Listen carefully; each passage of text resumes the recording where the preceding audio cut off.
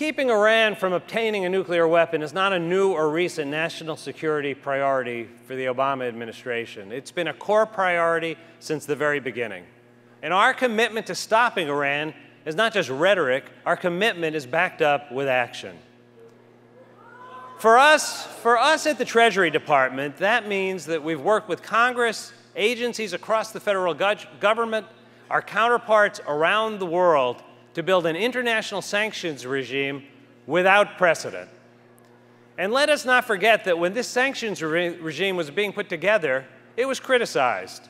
It was called idiot diplomacy, merely a political statement and an idea whose time has come and gone. After all, the United States had already put in place a near total embargo on Iran for more than a decade.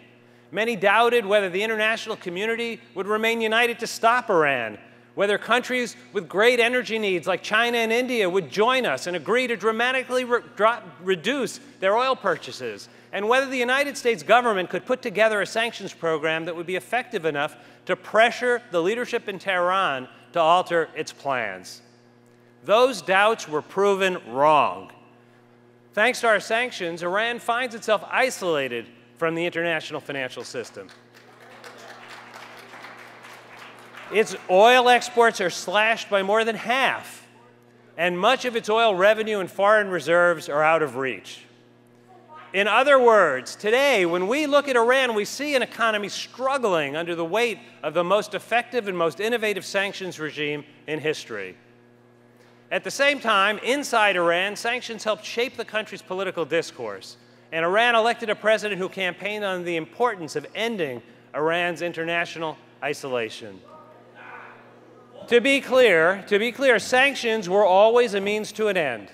They were designed to help bring Iran's leaders to the table to negotiate a serious agreement on its nuclear program.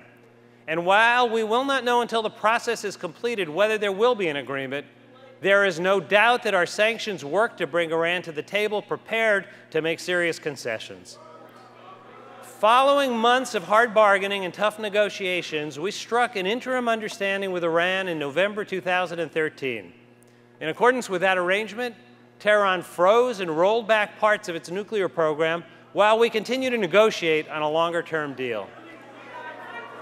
At that time, some denounced the interim understanding known as the Joint Plan of Action.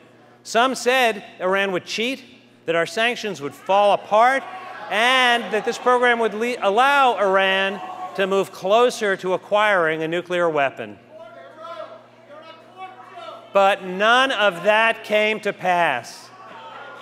Iran remains under enormous economic pressure. It has halted and scaled back key elements of its nuclear program, and we have gained unprecedented insight into Iran's nuclear activities.